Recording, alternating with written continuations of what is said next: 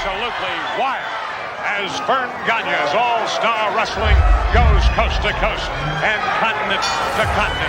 The greatest wrestlers in the world. He may be an apprentice carpenter, but I guarantee you he is a seasoned ring veteran. I've been hit with bar stools, bar rags, barmaids. I'm talking to you. They're scared that Hulkamania's still running wild. Oh, yeah. I got a big fat wife and 9 kids at home, and I gotta feed them. And take a look at Jesse the Body in real life. Open your hand once, if you would. You want to see it? This is absolutely unbelievable. Totally, completely out of control. He's coming in over the top. Hey! Look out!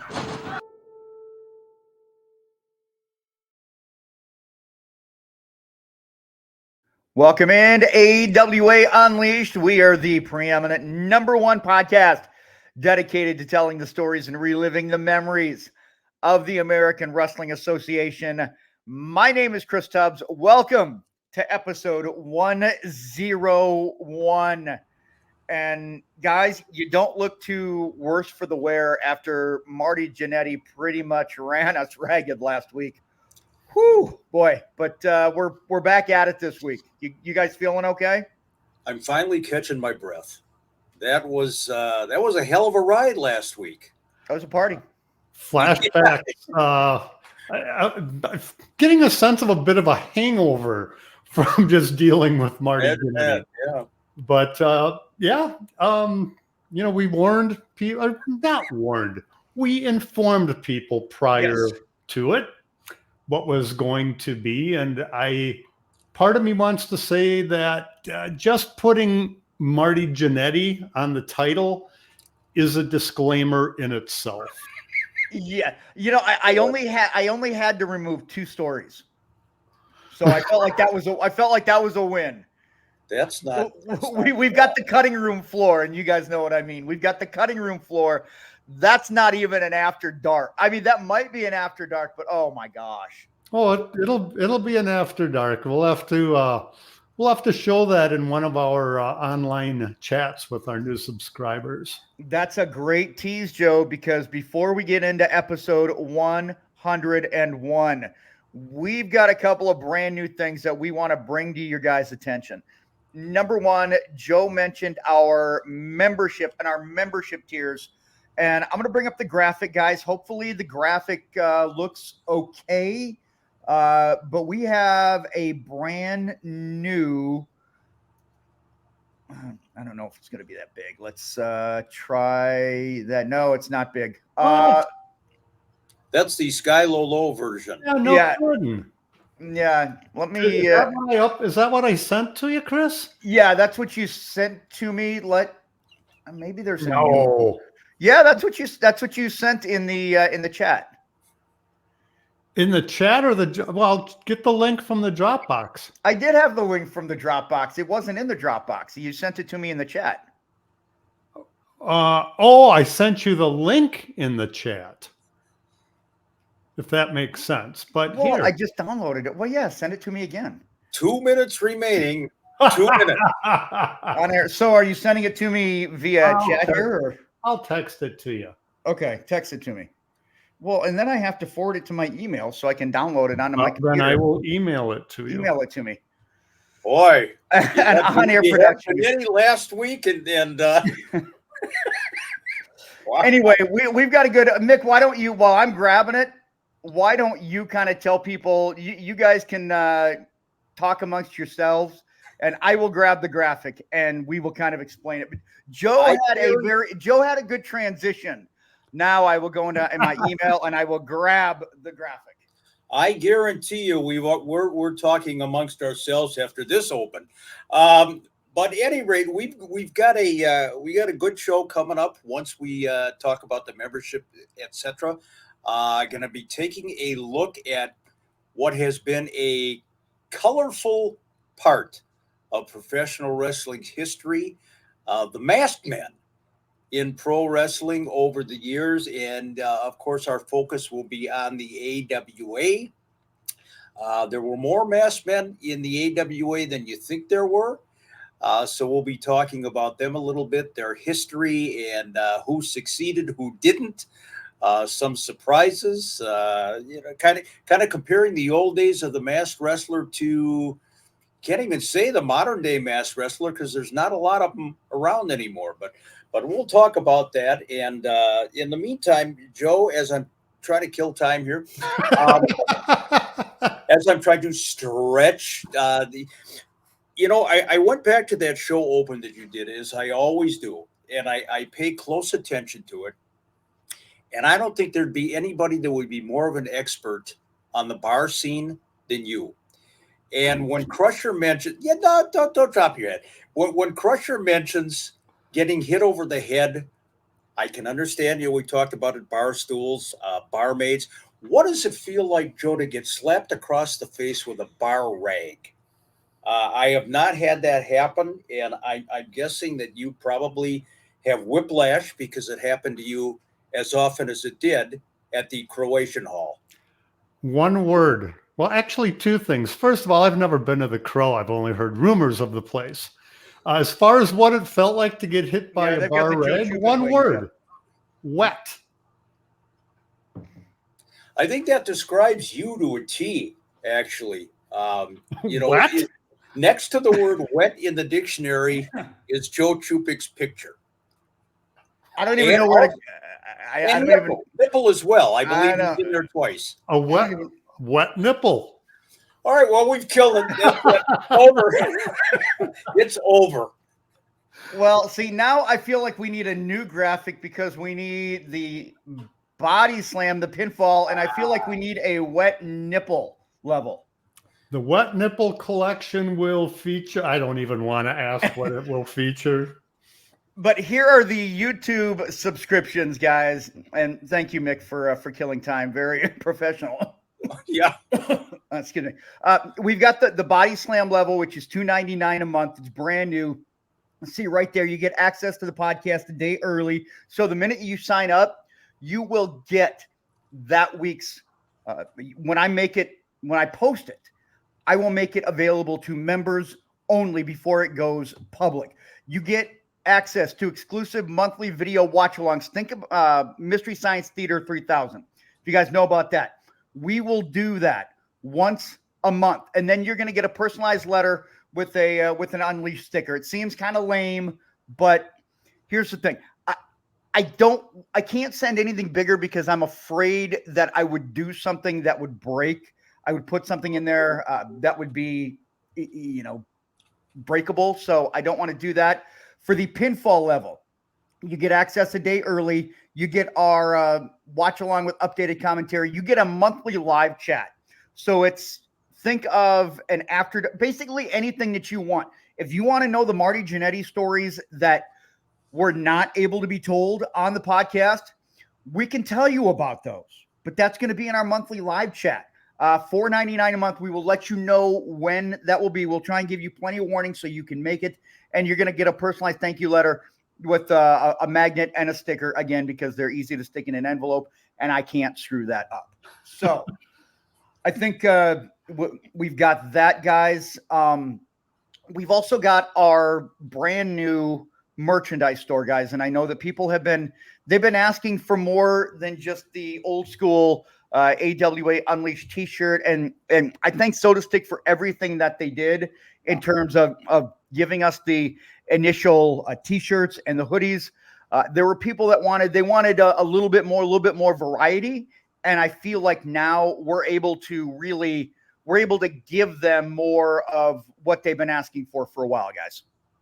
I think it's going to be just a great 2024. We've got these new innovations, and it's no longer just us sitting behind the microphone doing the talking. You're going to be talking with us, and we appreciate all the input. Really excited about this. Don't go by the first part of the show when the kids were fighting in the playground. Things are going to get better. Believe it or not, they really will. You could say AWA Unleashed is unleashed. You could. It was unleashed. So I think this is one of the reasons, guys, why people enjoy the show is because it's real, right? It's not like you get some of these shows and everything is just it's so perfectly produced, and it's just like everything's got to be just so, and it's like, oh no, it's got to be perfect. If it's not perfect, then we got to restart. And I feel like this is real. This is stuff that really happens, and we want to be as authentic to people as possible. And I hope you guys can genuinely see that. I know we've been kind of just killing the first 10 minutes, but I want people like authenticity, and I feel like you're getting genuine us. You're not getting a bit, you're not getting a gimmick. Like, I really did not I downloaded the image instead of from the link in the drop, but this stuff happens. It's life is real, right? Life is messy, life is dirty, life is complicated, and that's the podcast. Ring the bell, Marty. That's what happens when you go live to tape. There you go. There you go. While we can fix stuff in post, we typically don't. No, I don't like to do things post-production because I am lazy. Okay, so today we are going to talk about the masked men of the AWA. And guys, I got this idea from talking to our friend Mike Moran, one half of the Texas Hangmen, who, again, is, likes to know, he puts it over my head that he scared me first time that I went to a wrestling show. So it just kind of got me thinking, too, that there really, when I started watching the AWA, there really wasn't much in the way of masked wrestlers. It kind of went by the wayside. I want to ask you guys, first of all, before we get going here, it used to be a big deal. And I mean, it used to be like, okay, this is so much intrigue and mystery around these. What happened to the masked wrestlers? Is it the advent of the internet? All this information is available. Why is it not a thing like it used to be? Well, I think you answered your own question, Chris, because I mean, the internet plays a huge part in why there's no masked men around anymore to speak of. Just as the internet plays a role in the whole way the business has changed. Back in the day, and I know we're kind of jumping all over the place here. We got our bullet points, but good way to start. Back in the day, if a masked wrestler came into a territory, number one, as you said, it popped the intrigue. He would come in, and oftentimes, more times than not, it was a heel masked man that would come into a territory. And the reason that he would give for wearing a mask, and there's an early shot, and I mean early. This arguably is one of the first masked wrestlers. And no, I didn't call his match, by the way, going back about 100 years or better, and that is the Masked Marvel. If you can imagine that, boy, how unique and that is. That's a Masked Marvel. He looks like he could work an indie show these days, or perhaps, win the 24/7 championship or something like that. But what I started to say, when a masked wrestler would enter a territory, he would often go on television and explain, I had to put this mask on because I have a reputation around the country. If I wanted to get booked here, if I wanted to get matches, I had to hide my identity because I'm so damn good. And my reputation precedes me. Nobody would sign the contract to get into the ring and wrestle me. Well, forget the fact that maybe the wrestlers, if they saw a tape of this guy, the fact that you put a hood over his head, they're not going to be able to recognize, some guy who they've watched for the last 20 years. But that was kind of the excuse. This was how they would go about bringing a guy into the territory. And I mentioned most of them were heels because there was the caveat. And it became less and less a caveat over the years. If a masked man would lose a match, a lot of times it was if he lost 2 falls, 2 pinfalls or submission out of 3, or a 1-fall match, but it had to be by pinfall or submission, not count out, not disqualification. He would take the mask off. And a lot of the guys would come in, they'd sign contracts to stay in a territory for about a year or better, a couple of years at a time. looking down the road, they knew when the eventual mask time was coming off. Probably would have come off sooner if the houses weren't good. But that's the way it was done. So there was always the, God, is he going to get beat this week? Is Vern going to do this and that? Is he going to finally take him? And that's the way it was, and it was protected. Nobody knew who these masked guys were. The general wrestling populace did not know. Today, in this day and age, they know 6 months before the guy got to the territory, and that's the difference. Yeah, the internet has certainly changed the whole masked wrestler thing. Although, take a look at AEW with the recent angle with the Devil. I didn't see a whole bunch of exposure, as far as who that was online. So I think AEW covered that, if you will, covered their asses with who that was. At least I didn't see it. If it's out there, I don't know.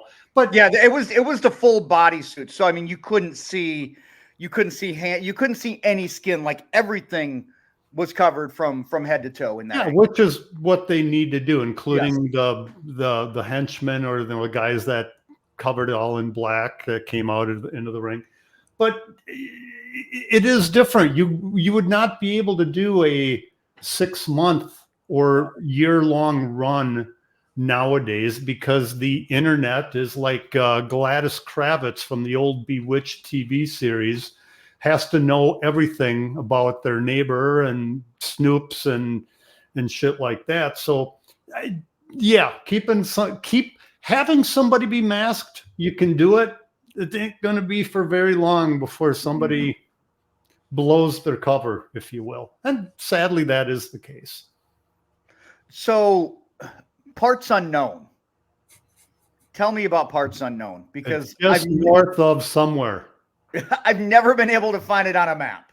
If you look on a map, it's at the intersection of Kayfabe and Broadway. If you take a right, you go down to Gig Avenue and Juice Boulevard. It's kind of in there. Yeah. And again, boy, you talk about stretching the boundaries of disbelief.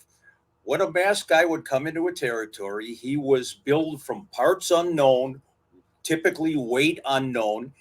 So, and some of the promoters, of course, Wally Carbo, God bless him, who would bring these guys into the territory. For some reason, Wally didn't know who they were when he signed the check, or when Vern signed the check.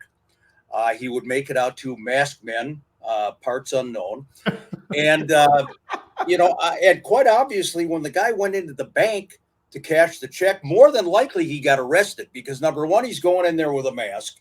Number two, don't you have to show some ID? You have to show some ID. Driver's license with a mask. So what do you show him? A blank index card? It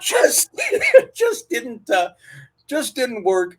But yeah, parts unknown, weight unknown, and then all of a sudden, boom, he's revealed as one of the great collegiate wrestlers of all time, but nobody could figure it out for the first 2 years. So welcome to the world of wrestling. But again, it's wrestling, period. But I mean, how did the promoters explain that we're letting this guy come in? Now, again, this is going back to Kayfabe era, where it was still presented as a sport. Right. You had a doctor ringside, the boxing and wrestling committee, so that whole presentation. So, I mean, how did Wally explain to the audience, hey, we're going to let this guy wrestle? Have no idea who the hell he is. Don't know that he is from parts unknown. Don't know if he weighs 271 pounds or 217 pounds. Thank you, Buddy Rose. So how not only just Wally, but I guess all of the promoters, what was their justification? Or was it just, hey, it's wrestling, we can do whatever the hell we want to? Short answer is they never gave a justification. They never explained it. The promoter never came out on TV and said, unless you take that mask off right now, there's not a chance in hell I'm going to let you wrestle here. I mean, you could be a sexual predator. You could be a convicted murderer. I don't know. Take the mask off and I'll let you wrestle. No, it was never addressed that way. And, I'm thinking back to probably the most famous AWA incident in history when Dick Beyer, Dr. X, and we'll talk more about him a little bit later on, when he came into the territory, he sat in the audience on television for a number of weeks, and the camera would pan over to the masked man. And again, you get a masked man at a live TV taping. No threat there. Just let this guy sit there with a mask on. The cops look the other way. But then, of course, Dr. X, his grand debut, he attacks Vern Gagne on television, the world's heavyweight champion.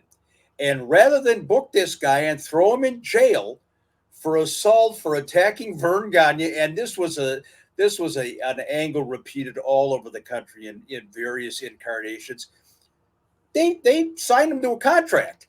And, all of a sudden he was the masked man, and then he was Dr. X and everything else. They didn't know who the guy was.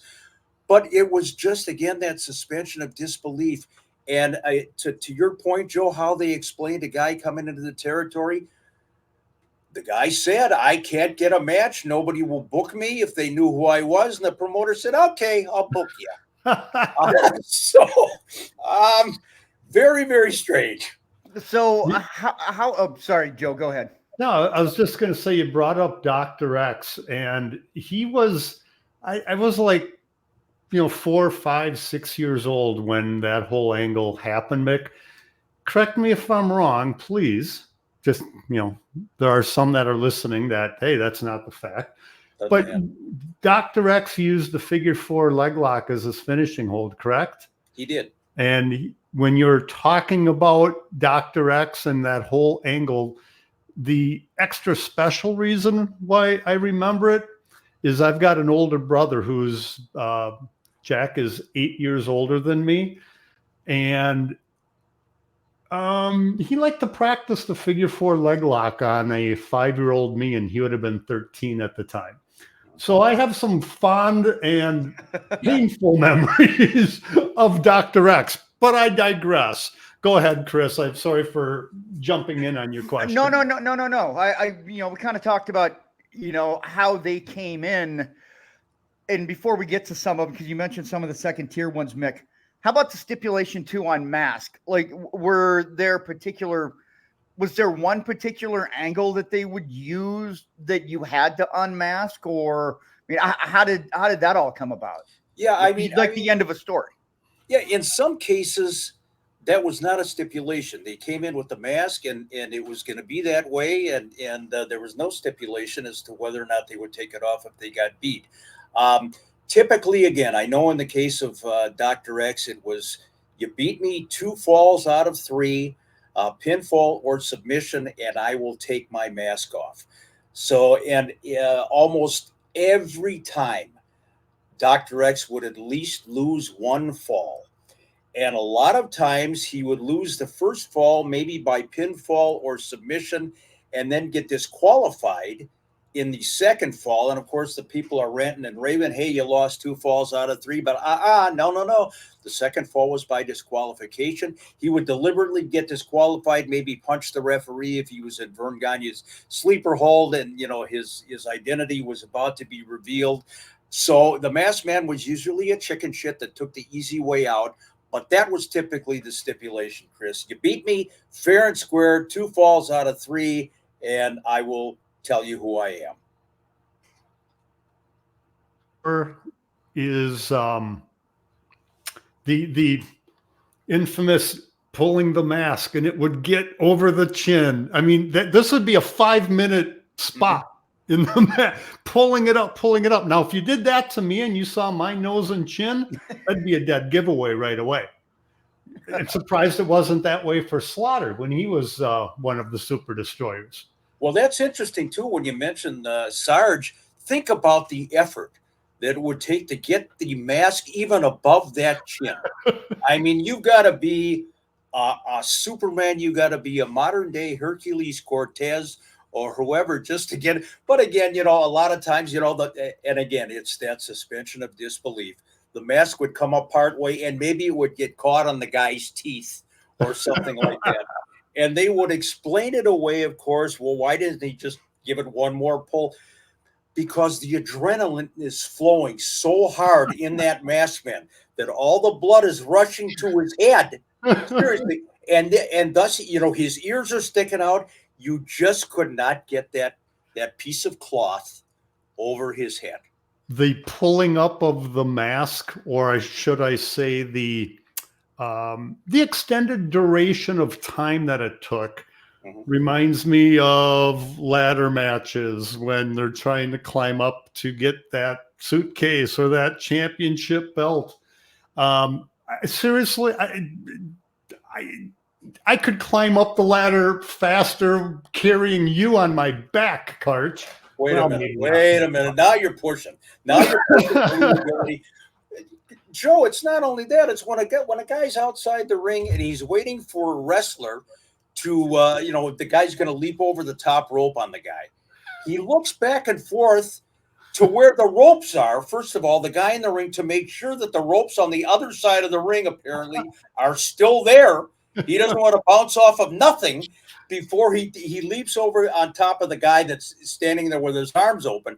Again, the suspension of disbelief. But yeah, that was a great thing. And there were situations where a guy's mask would come off as part of an angle, not only on television, but also, of course, at the matches themselves, where all of a sudden, the mask would come off and his manager, whether it was a Bobby Heenan or a Lord Alfred Hayes, was right there with the towel to put it over the guy's head and lead him out of the studio or out of the arena.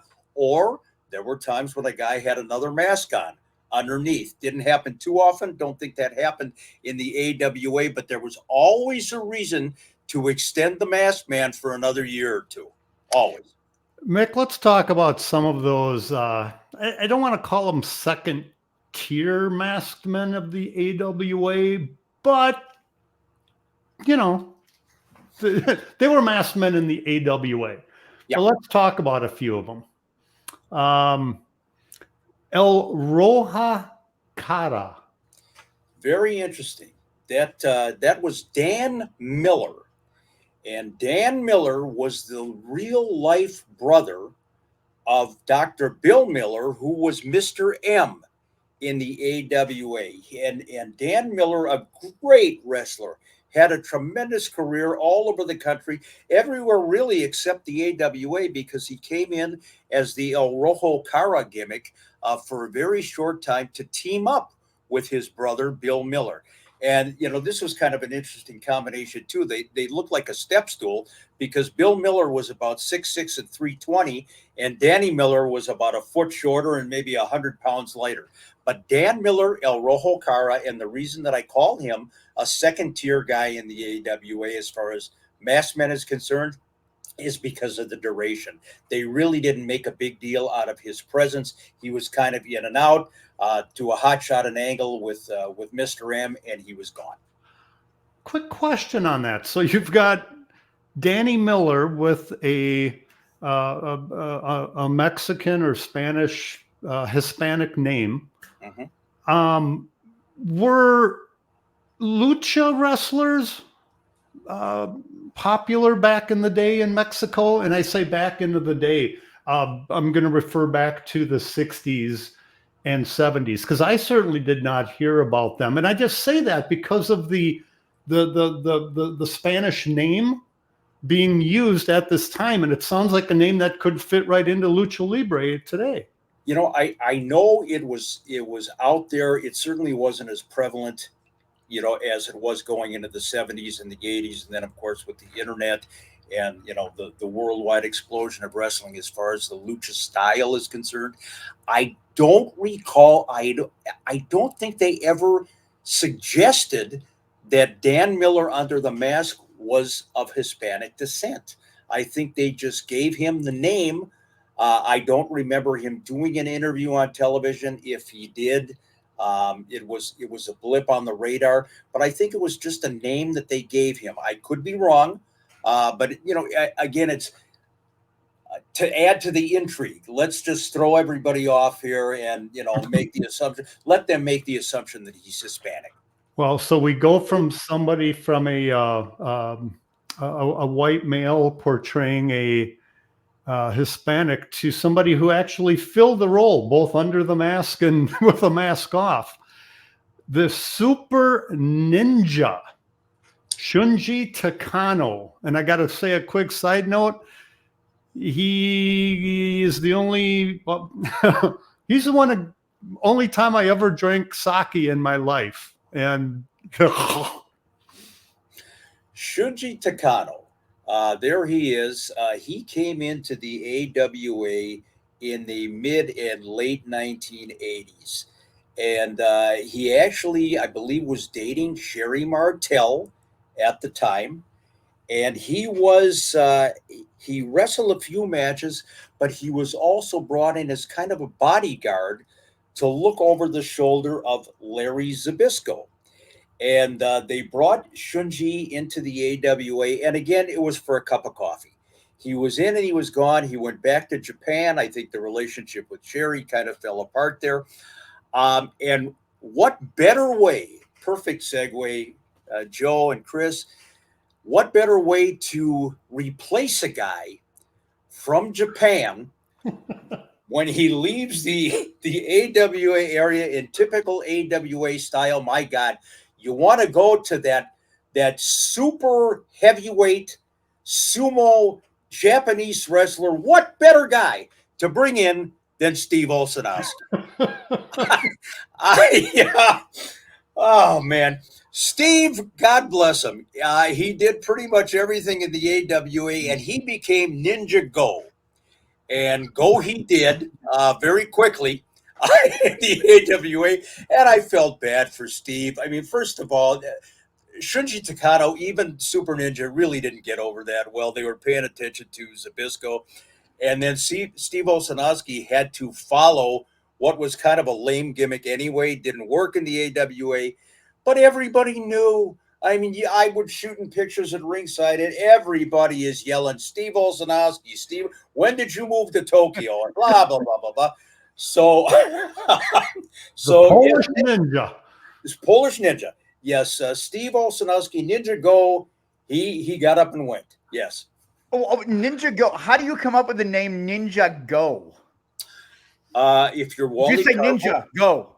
If you're Wally Carbo and Vern Gagne, you come up with pretty much anything. I mean, Chupik was around. I mean, he may have, gotten involved in a little bit of that too. Oh God, no! Please do not even try to pin that on me. And I got to say, Wally was gone by that point, so we can't put the blame on Wally and his Wallyisms for Ninja Go. So it's Vern. I don't know who came up with the name. I hate to say that Greg did. It was another name that was on the fly. And again, poor Steve Olszewski. But you put him.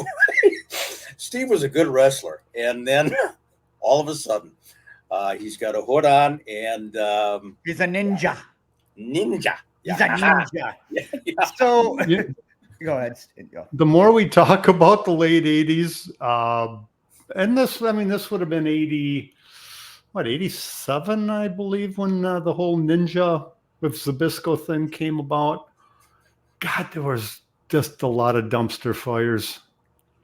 Lots. Yeah. Raging forest fires. And the AWA seemed to be the head arsonist at the time. Let's go to the very first Masked Man. Yeah, perfect. Let's start at the beginning here, because we've had some fun with kind of the ones that didn't necessarily work, but the AWA at its genesis, Mr. M. Absolutely. And he remains one of my favorite wrestlers of all time. And again, you talk about the intrigue. And we've mentioned that Mr. M was Dr. Bill Miller, licensed veterinarian out of Ohio, tremendous amateur wrestler. I mean, he was the real deal. He was a legitimate tough guy. And they brought Mr. M, I believe it was 1961. He came into the AWA territory, and he was the first really important masked man from back in the day. And he had I believe his stipulation was more, if you can beat me within 20 minutes or whatever, I'll give you $5,000. I don't recall if he had the unmasking stipulation. He probably did. What was interesting about Bill Miller is that he wrestled in Joe Dusek's Omaha territory, which, was kind of doing its own thing, fringe element of the AWA, as Dr. X, before Dr. X ever came to the AWA, Dick Beyer. This one, look at the date on that one. January 9th. And as we are airing this program, that one goes back 61 years. And in that match, Mr. M got a title shot against Vern Gagne. Like that goes back 62 years, or 62 years. 62 years to the day. 62 to years the day. Isn't that something? And M won that match. He defeated Vern Gagne. And I should mention that Bill Miller had been here in the AWA, or in the Minneapolis territory, prior to that as Bill Miller. He did not wrestle here as Dr. X. He was here as Bill Miller. And of course, came back a couple of years later under the hood, had a great, great run here, wrestled everybody who was anybody in the AWA. There's Dr. Bill. And I mentioned so many times on this podcast that when he got unmasked against Vern, he's walking back to the locker room from the match, and he gets hit over the head with a 2x6 plank with a steel spike on the end of it from a fan, wielding it from the low-hanging balcony, went right into the doc's noggin. And I had an opportunity to talk to Dr. Bill in 1974. He came back for a run in the AWA as Bill Miller, and he showed me the scar. He said, I'm a vet by trade. I put my finger into my head and I felt my brain. Oh, Literally, he got hit that hard. The man takes this 2x6, boom, hits him over the head, spike into the head. And the guy got away with it. I think he got out of the building, was never charged or anything else. But a bizarre incident. But Bill Miller, Mr. M, one of my all-time favorites, a great technical wrestler, 6'5", 6'6", 300 pounds. And he was the first masked man that meant something in the AWA. I had never heard that story about him. Oh, my. Yeah. Yeah, and the finish of the match was Vern won the title back. I should say that. The M won the title in January of 62. Vern wins the title back in August of 62. And the finish was he turned M's mask around and gave him a drop kick and pinned him, I believe. So here's Mr. M. He's wrestled 20, 30 minutes. He's sweaty. He takes a mask off. He's walking back to the locker room and gets clocked with a spike. Damn. Wow. Yep. They took it seriously. Yeah. I mean, you hear about the story. I mean, we've heard the knives and the Bobby Heenan story from Chicago, but never. I've never heard that story either. Yep. Amazing. Well, how about the next big masked wrestler in the AWA?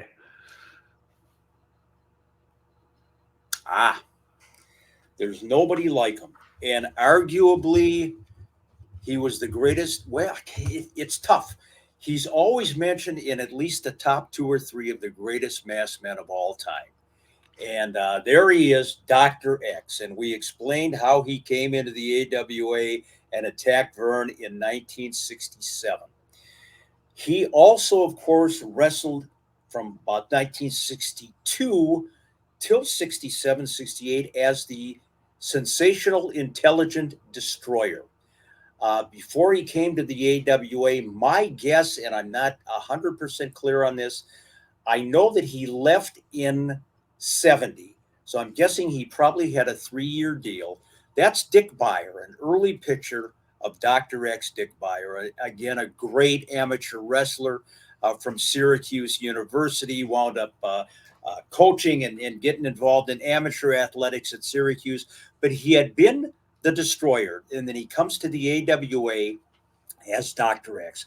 My thinking is he knew he was eventually going to be unmasked, however long down the road, and he didn't want the Destroyer to be unmasked as Dick Beyer. So he went with Dr. X. And what was interesting, during his reign here, in Chicago, and I believe that again, this is 1967. He wrestles as the Destroyer on a Chicago card at the amphitheater for Bob Luce. 2 weeks later, he wrestles as Dr. X. They had started his run in the AWA, and I believe he wrestled the Crusher out in Chicago, and nobody knew. Even astute wrestling fans did not know that the guy who was the Destroyer here just a couple of weeks ago was in fact Dr. X. So they pulled it off, and Dr. X had a tremendous run here in the AWA, unmasked himself, allegedly to get a match with Bobby Heenan and Blackjack Lanza in St. Paul. Nobody could beat the Doc, as he would say, don't knock the Doc. Took off his own mask. He's revealed as Dick Beyer. Took a couple of, about a year or two off, came back in the AWA as a full-fledged babyface. One of, if not the greatest masked wrestler that ever lived, and one hell of a guy. So we go from the Destroyer to a whole line of Super Destroyers. We do indeed. And this is mid-late 1970s stuff in the AWA. And the original Super Destroyer. I'm getting kind of blurry there. Look at that. Yeah, you are. I am. Talk about masked men. Do you need a mask? Well, yeah, a lot of people would say that. But we go to mid-70s AWA, and Lord Alfred Hayes brings in a masked man, and he is referred to as the Super Destroyer. This is a real interesting story because it's Don Jardine. And there's Lord Al with the original Super Destroyer, Don Jardine. Jardine had wrestled as the Spoiler all over the country and had made a tremendous name for himself. I mean, he was major stuff in pro wrestling. Comes into the AWA, and Vern, for whatever reason, didn't want to call him the Spoiler. There's Don Jardine on the left. Interesting story about this as well. That's Captain Lou Albano, his manager. The Spoiler came into Madison Square Garden in New York and could not wrestle with the mask. The Athletic Commission in New York would not allow masked wrestlers. So Don Jardine came in as the Spoiler without the mask out in Madison Square Garden. Intriguing stuff. When he comes to the AWA, he's under the management of Lord Alfred Hayes, as I said. Well, Vern and Don Jardine, I have this from a reliable source, did not get along at all. They just did not like each other. And Vern wants Don Jardine to unmask in a match in Milwaukee, and Vern wants to be the guy to unmask him. This isn't all that long into Jardine's tenure here in the AWA. Not only does Vern want to unmask him, he wants to do it on an undercard. It wasn't even the main event on the card. Well, Don Jardine no-showed. He refused to wrestle the match. I don't know if he turned up at the arena or not, but he left the territory. And what was interesting about this, I was always under the impression that when he left, it was such a sudden deal that Vern put out the call to whoever happened to be handy to replace him, which turned out to be, of course, Sergeant Slaughter. Turns out Vern had approached Bob Remus, Sergeant Slaughter, way earlier, like months in advance, because he anticipated there was going to be a problem with Don Jardine, and he wanted Bob Remus to be at the ready. So this wasn't a sudden deal at all. And then all of a sudden, there you go. Now, this is a very interesting article. That's Bob Remus, Sergeant Slaughter, a.k.a. Super Destroyer Mark II, who was managed by Lord Alfred Hayes. A guy by the name of John Sherman, who was a local editorialist writing for the Sun suburban newspaper, had a wrestling column that the AWA put over on TV every week. Well into Super Destroyer Mark II's reign here, he had not been unmasked yet. And John Sherman put this article out. Yes, it's Remus. That's Super Destroyer Mark II, Sergeant Slaughter, Bob Remus. John Sherman exposed him. In the AWA had been putting this wrestling column over for several weeks. They were happy at the fact that somebody was covering wrestling. So they gave Sherman the airtime, and all of a sudden, unbeknownst to the AWA, he exposed Bob Remus. So, for whatever the readership was for the Sun newspapers, those people knew before he was unmasked that it was, in fact, Sergeant Slaughter, Bob Remus, that was under the hood when he came in as Super Destroyer Mark II. And again, a great run. Lord Alfred managed him for a while. He was involved with Bobby Heenan, and the rest is history. When Sarge left the territory, things really picked up for Sergeant Slaughter, Bob Remus. Just a little bit. Yeah, just a little. Why did Sarge leave at 2, and why did we have to go on to 3? 3 was here at the same time that 2 was. And then of course, there's Sarge getting an award at the Cauliflower Alley Club, the Dapper Sarge. They brought in Super Destroyer Mark III. Now, remember, the original one is gone. Yep. Don Jardine's gone. Now, you've got Mark II, you've got Mark III teaming up in the AWA, and they're, of course, managed by Lord Alfred Hayes. That's Super Destroyer Mark III. Eventually, he has a falling out, and he turns babyface and starts a feud with Super Destroyer Mark II. Stay with me on this one, ladies and gentlemen. So you've got 2 and 3 are still here. 3 turns babyface. It's like a bad joke. If Super Destroyer Mark II and Mark III are fighting, and 2 doesn't like 3, and 1 is gone, it's like some weird algebra. Anyway, there you go. Yeah, and imagine this is for wrestling fans. It's talk about your alphabet soup. But at any rate, Super Destroyer Mark III turned out to be Neil Gway. And Neil Gway was Canadian. He came into the AWA for that run as Super D Mark III. And then he was unmasked. I don't know that they ever really identified him when he was unmasked. There he is. That's Neil Gway.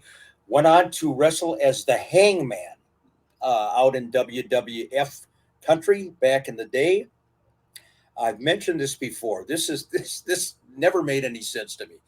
When he turned babyface, he had a match with Super Destroyer Mark II, and his mask came off somehow. Mark III's mask did, or it was pulled off or something. So he was revealed, at least his face was. Comes time for the main event, and this wasn't the main event match, but comes time for the main event, and he's going to do a run-in. On the same night, same show where he's been previously unmasked, he came back from the locker room to do the run-in. His mask was back on. So I'm not quite sure if he forgot, if he was concussed, if he thought that the wrestling fans might forget that they just saw this guy's face 15 minutes ago. But nonetheless, I always thought it very, very strange that here the guy came back to make the save with his mask on. Interesting stuff. But go ahead. Can you imagine if that would happen in today's wrestling? How much the internet would just blow up over that blatant mistake or blatant stupidity? Can you imagine that if it was, and even my dog doesn't like this whole premise. Can you imagine if Tony Khan were to book that for AEW? Oh. They'd run the guy out of town on a rail, even faster than they are right now. But yeah, I mean, back in the day, it worked. And again, when he's unmasked, who's Neil Gway? We don't know who this guy is. So there you go. How about the masked superstar? I don't ever remember him as the masked superstar. I remember him as a member of Demolition.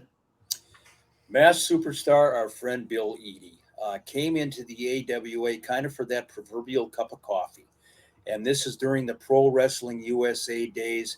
And Joe, you remember him very, very well. When you talk about the greatest masked wrestlers of all time, again, you've got a guy, Bill Eadie, the masked superstar, who's right up there in the top 3. Arguably, it's Dick Beyer, Don Jardine, and Bill Eadie that are mentioned as the greatest American masked men of all time. He came in just for a short stint, part of that Pro Wrestling USA promotion, never unmasked, left the AWA as quickly as he came in, actually. And of course, as Chris said, went on to great things as Demolition, part of Demolition. Also wrestled as one of the Mongols back in the day. So he went from Mongolia to a mask to who knows what else. But terrific guy, Bill Eadie. Well, And there's Bill right there. from Bill Eadie to actually what would be several years later, let's talk about a tag team that I actually enjoyed the gimmick. It came in very late in the AWA run. A couple of guys who were really enhancement talent up until that point. And you give them this gimmick, and I'm talking about the Texas Hangmen. Mm-hmm. Talk about guys that paid their dues. And Chris, I know that the Hangmen scared the living shit out of you when you were a young fan.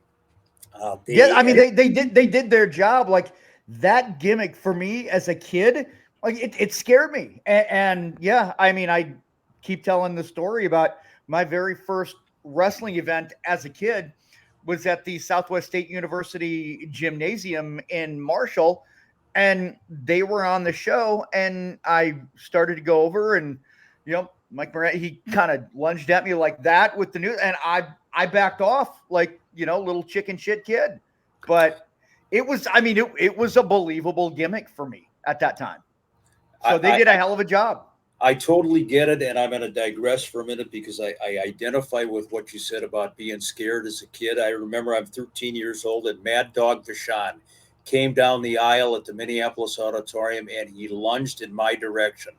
And I'm telling you, I still have nightmares today. It's a good thing I was wearing black pants at the time because the dog scared the living shit out of me. So I totally get it. You mentioned Mike Moran, our good buddy, and we've had Mike on the podcast before. Such a good dude. I cannot put him over enough. He's one of the most genuine, likable people that I've ever met in any walk of life. I agree with you completely. And man, is he a fan of the podcast, and he has been so supportive of what we do. Joe, you mentioned that he and his tag team partner, it was Killer and Psycho, the Texas Hangmen, who Mike Moran, of course, wrestled in the AWA as Mike Richards back in the day at those old Showboat tapings, and his tag team partner, Rick Gantner, who wrestled as Bull Payne when he left the AWA. Two tough guys, two off-the-wall guys, but in the waning days of the AWA, we've talked about this many times, guys. They were an absolute shining light in the drama and the chaos that was the AWA back at the time. And look at them. What a great, great picture that is of the unmasked Texas Hangmen, Mike Richards and Rick Gantner. Wow. Great to see. And like I said, leading into this, I really love the gimmick. I really did. And to see two guys who had paid their dues in the business, I was glad to see them both get a chance. Now, Mick, I know we are running out of time. However, I would be remiss, and I think you are the only one that can answer this. But there, around a ringside lurked this unexplained masked man for quite some time, but he never got a match in the AWA. I am hoping that you can shed some light on who this person might have been. I'm talking about. This would be the Super Slayer, and I'll tell you about this guy. First of all, to my knowledge, he was never unmasked, which, as I understand, was a real good thing for the population in general. As far as him lurking around ringside, I believe he did in the 1980s, mid 1980s. ostensibly with a camera in his hand. The reason that he was never offered even a tryout with the AWA is because he sucked. And there would be no opportunity for this guy to advance at all, not even curtain jerker stage. I don't know what happened to him.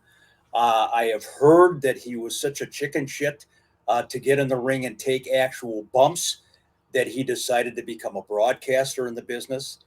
And that's where I guess it's where all the chicken shits who can't take bumps go. But yeah, the legend of the Super Slayer and where that scumbag is right now, I couldn't tell you. It's like a guy who wanted to put out a condom that was 3 sizes too big for him. I know, and if you look at the top of that, it does look like a condom, doesn't it? Look at the top of the guy's head. I mean, this his head is a walking light bulb. But this guy's name was not Richard.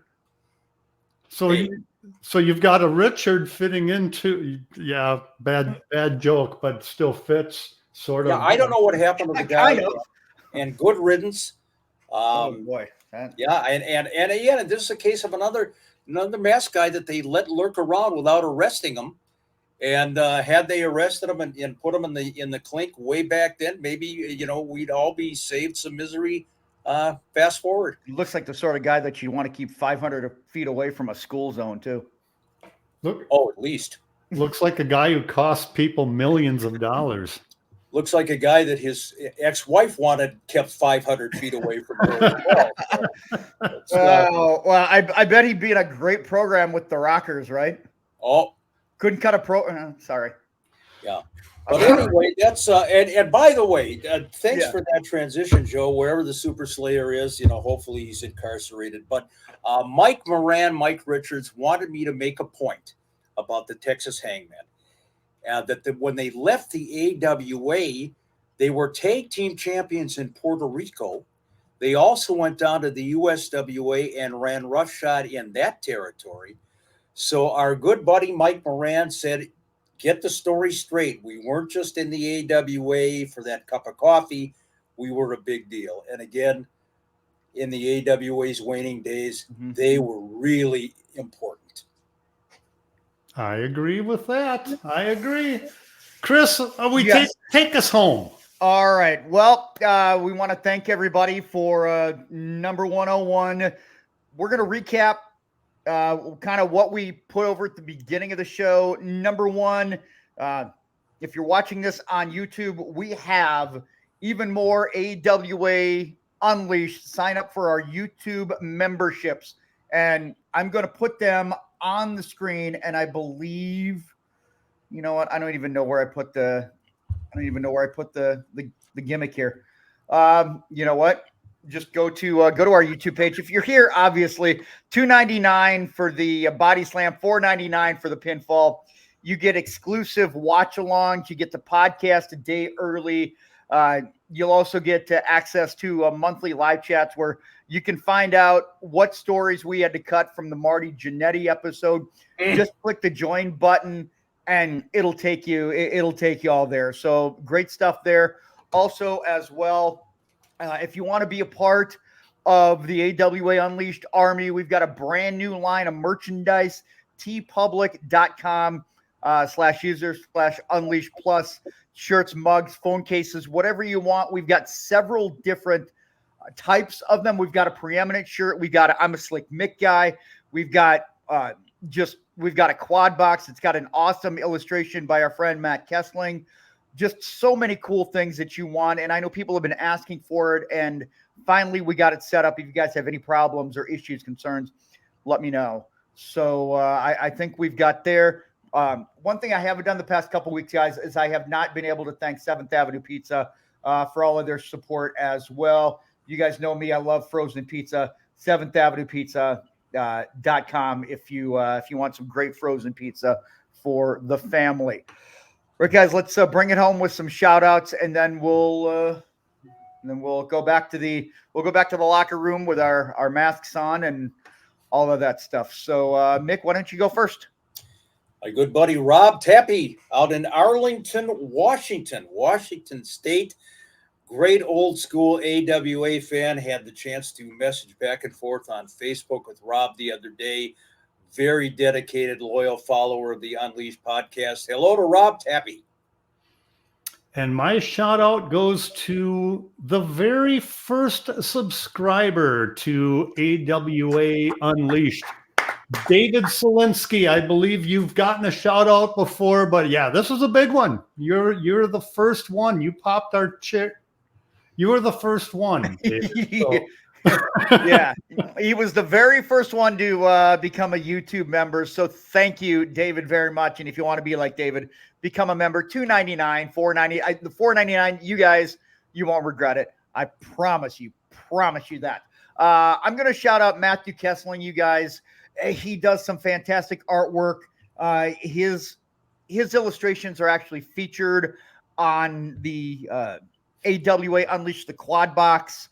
The t-shirt, the design, if you want it, just know that Matthew Kessling is the guy who's behind that. And he's also creating a couple more things for us, which, by the way, if you become a member, you're going to get, you're going to see exactly what it is that he is going to be creating for the members of our YouTube channel. So there it is, guys. Next week, we're going to get into a subject, Nick, that is, it's a little near and dear to your heart, shall we say. And I think this could be a fun one because it goes back to maybe one of the greatest of all time and your friend, Nick Bockwinkel. Wanted to take a look at some of the feuds that Nick had in the AWA, and there were many. I mean, the man was here for about 17 years from start to finish.